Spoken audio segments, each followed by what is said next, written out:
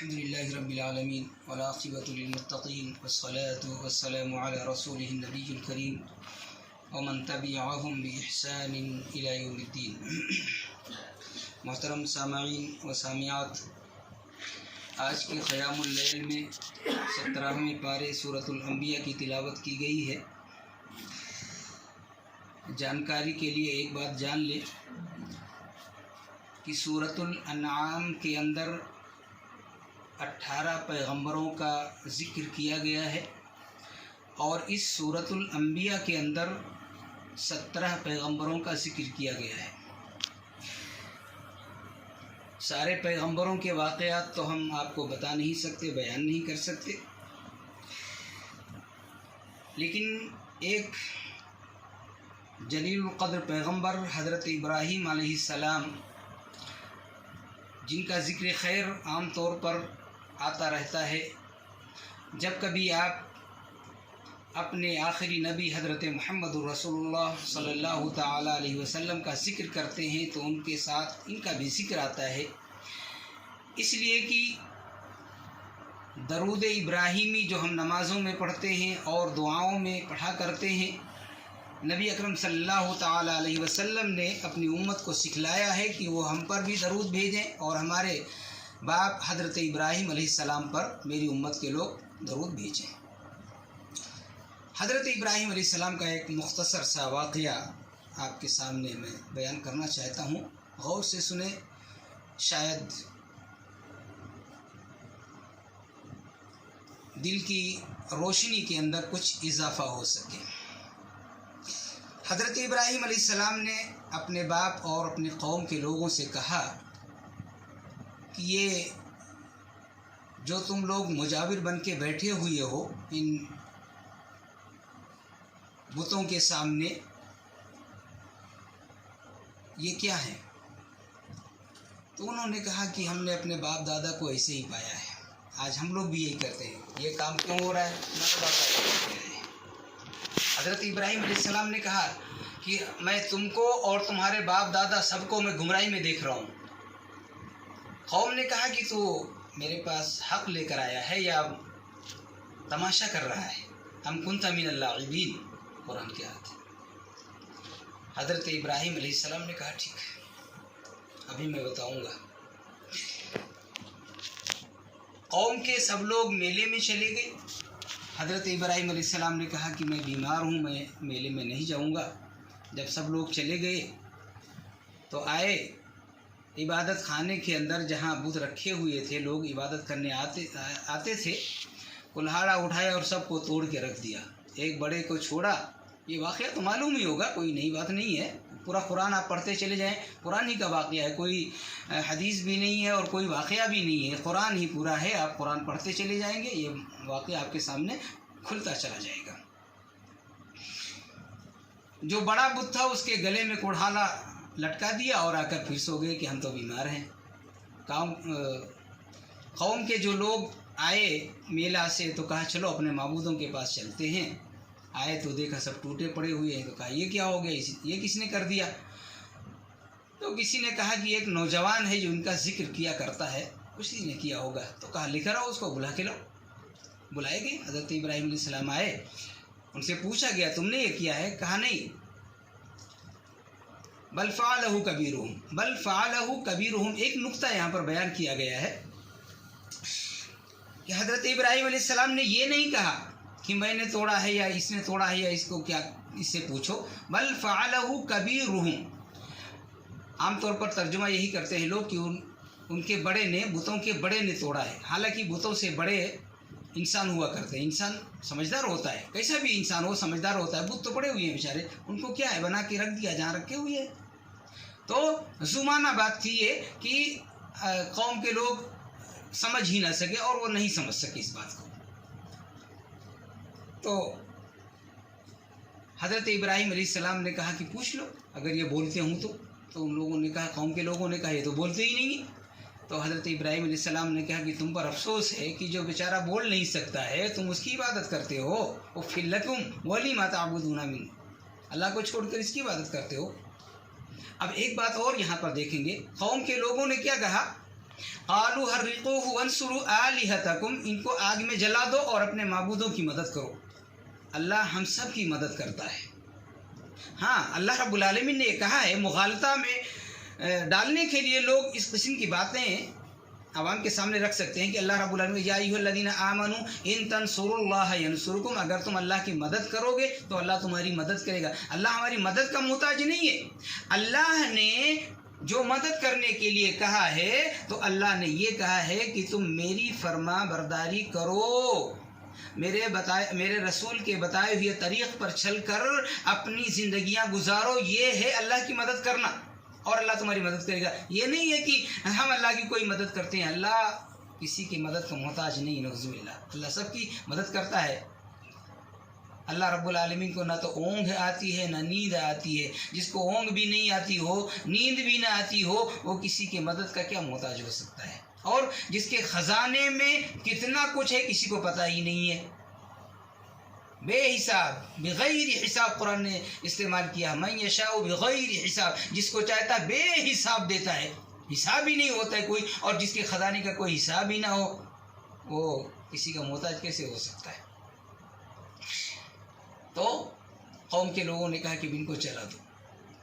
आग तैयार की गई, मालूम है आग तो बहुत बड़ी तैयार की गई और हज़रत इब्राहीम अलैहिस्सलाम को आग के अंदर डाला गया। अल्लाह रब्बुल आलमीन ने कहा, या नारुकूनी बरदम व सलामन अला इब्राहीम, ए आग तो ठंडी और सलामती वाली बन जा हज़रत इब्राहीम अलैहिस्सलाम पर। यहाँ पर दो तीन बातें हैं। एक है बरदन, ठंडी हो जा, एक है सलामन, सलामती वाली। अगर खाली बरदन कहते तो ठंडी से भी आदमी मर जाता है। ठंडी बहुत ज़्यादा हो तो आदमी मर जाता है ना, बहुत ज़्यादा गर्मी हो तो आदमी मर जाता है। तो बर्दन नहीं कहा अल्लाह रब्बुल आलमीन ने, खाली बर्दन, बर्दन व सलामन, ठंडी और सलामती वाली हो जा। लोग एसी लगाते हैं ना, तो कभी जब ज़्यादा ठंडी होती तो उसको पॉइंट कम कर देते कि कम हो जाए ना, तो ज़्यादा ठंडी लग रही है। तो एक दुनिया की मिसाल है। अल्लाह रब्बुल आलमीन ने जब हवा को हुक्म दिया तो हवा की क्या मजाल। इसी तरीके से अल्लाह रब्बुल आलमीन ने जब आग को हुक्म दिया तो आग की क्या मजाल कि अल्लाह रब्बुल आलमीन के हुक्म की। हाँ, हम लोग अल्लाह के हुक्म की नाफरमानी करते हैं।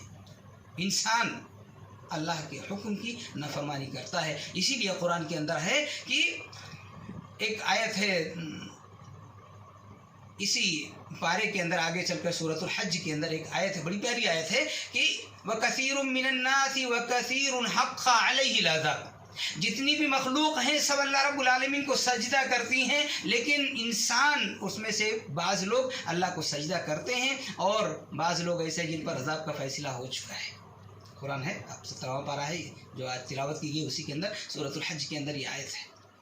तो इंसान है कि अल्लाह कहता है कि कर तो कहता है ना कर। जैसे कि हज़रत मूसा अलैहिस्सलाम ने अपनी कौम से कहा कि अल्लाह रब्बुल आलमीन ने कहा है वक़ूलू हित्ततुन, और झुककर सजदा करते हुए इस दरवाजे के अंदर जाओ, तो उन्होंने सजदा नहीं किया बल्कि बैठ गए और खिसक खिसक के चल रहे थे। यहूदी बड़ी बदबख्त कौम गुजरी है और बहुत सारे लोग आज उनकी मिसालें दिया करते हैं, हालांकि वो बड़ी बदबख्त कौम गुजरी है, बहुत बदबख्त। अल्लाह ने कहा ऐसा करो तो वो वैसा करते थे, अल्लाह ने कहा कि करो तो वो ना करते थे, अल्लाह ने कहा ना करो तो वो करते थे। ये था, ये ज़िद्दी कौम थी और अपोजिट वाला काम करती थी। कहा जाए करने के लिए वो नहीं करती, जो जिसके ना करने के लिए कहा जाए वो क्या करती थी। हज़रत इब्राहीम अलैहिस्सलाम को आग में डाल दिया गया, बरदम व सलामन अला इब्राहीम। मुफस्सिरीन यहाँ पर एक बात और लिखते हैं कि अल्लाह रब्बुल आलमीन ने आग से कहा कि ए आग तो हज़रत इब्राहीम अलैहिस्सलाम पर ठंडी और सलामती वाली हो जा। अगर अल्लाह रब्बुल आलमीन ये कहता कि बरदम व सलामन, ठंडी और सलामती वाली हो जा, तो आला इब्राहीम नहीं कहता अल्लाह रब्बुल आलमीन, तो ये इस आग के अंदर जो जलाने की सलाहियत है वो जलाने की सलाहियत ख़त्म हो जाती और आग फिर किसी को जलाती ही नहीं। ये एक कुछ मुफस्सिर ने लिखा, इसलिए कि अल्लाह रब्बुल आलमीन ने आगे अला इब्राहीम का लफ्ज़ इस्तेमाल किया है, बरदम व सलामन अला इब्राहीम। कौम के लोगों ने ये सोचा कि हम इनको जला देंगे, ये ख़त्म हो जाएंगे, न रहेगी बाँस न बजेगी बाँसुरी। ये लोग कहा करते हैं, मिसाल हम लोग कहा करते हैं। अल्लाह रब्बुल आलमीन का व अरादू बिही कैदा, कौम के लोगों ने हज़रत इब्राहीम अलैहिस्सलाम के ख़िलाफ़ चाल चलने की कोशिश की और हमने उनके चाल को बेकार कर दिया। ज़रा गौर करें, इतनी बड़ी आग जलाई गई, उसके अंदर एक इंसान को डाला गया।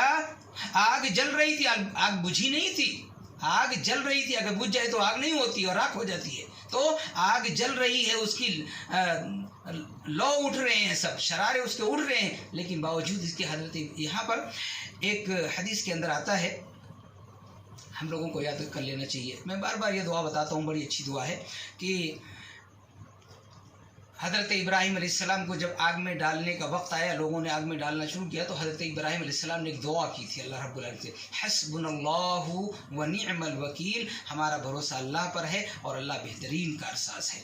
यही हज़रत मुहम्मदुर रसूलुल्लाह सल्लल्लाहु तआला अलैहि वसल्लम ने भी जंग के मौका पर जब परेशानियाँ बहुत थी तो आपने यही हस्बुनल्लाहु व निअमल वकील कहा था। तो इब्राहीम अलैहिस्सलाम ने भी ये दुआ पढ़ी, नबी अकरम सल्लल्लाहु ताला अलैहि वसल्लम ने भी ये दुआ पढ़ी, और हम आपके उम्मती हैं तो हमें भी ये दुआ कम से कम पढ़ते रहना चाहिए। एक दुआ नबी अकरम सल्लल्लाहु अलैहि वसल्लम और पढ़ते थे, दोनों को मिलाकर पढ़ेंगे तो बेहतर रहेगा। अल्लाहुम्मा हासिबुनी हिसाबन यसीरा, ऐ अल्लाह मैं तुझसे आसान हिसाब का सवाल करता हूँ, ऐ अल्लाह मेरा हिसाब आसान कर देना। ये और इसके बाद में ये भी पढ़ लिया करो, इसलिए कि हस्बुनल्लाहु व निअमल वकील ये भी है। और आगे चलकर एक इसी सूरतुल हज के अंदर व निअमल मौला व निअमन नसीर, ये भी मिला लो तो और बेहतर। तो दुआ, ये दुआओं का महीना है, ये बरकतों का महीना है, ये बहार का महीना है, ये गम ख्वारी, गम गुसारी और इसी तरीके से मोहब्बत का महीना है। जो भी कह लें आप,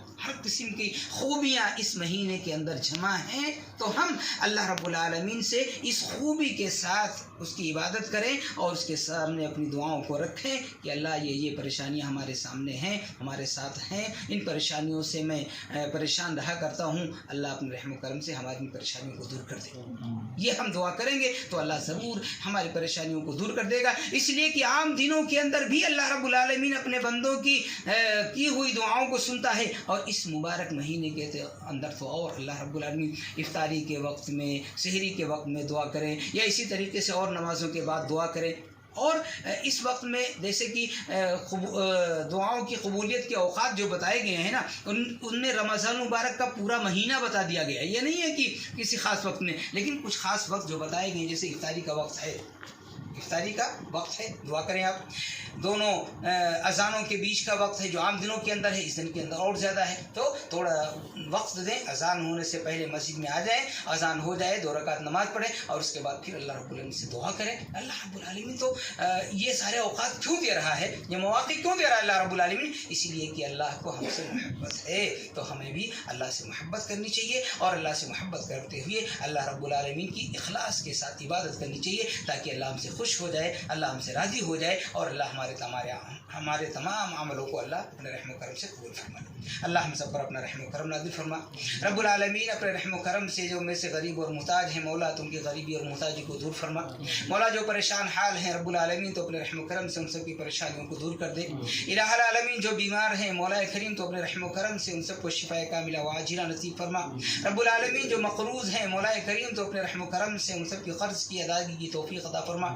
रब्बुल आलमीन तो अपने रहम करम से हम सब के दिलों में अपनी और अपने रसूल की मोहब्बत को पैदा कर। मौला हम सब के दिलों में कुरान और हदीस की मोहब्बत को पैदा कर। रब्बुल आलमीन हम सब के दिलों में इस्लाम और मुसलमानों के लिए मोहब्बत पैदा कर। रब्बुल आलमीन हम सब के दिलों में अपने भाइयों के लिए मोहब्बत पैदा कर। रब्बुल जलाली वल इकराम तो अपने रहम करम से हम सब के दिलों से बुग़्ज़, हसद, कीना, कपट जैसी बुराइयों को दूर कर दे। अल्लाह हम सब को एक कर दे, मौला हम सब को नेक कर दे। रब्बुल आलमीन हम सब को मिलजुल कर प्यार और मोहब्बत के साथ रहने वाला बना दे। आमीन या रब्बल आलमीन। अस्सलामु अलैकुम व रहमतुल्लाहि व बरकातुहू। सुब्हानकल्लाहुम्मा व बिहम्दिका अशहदु अन ला इलाहा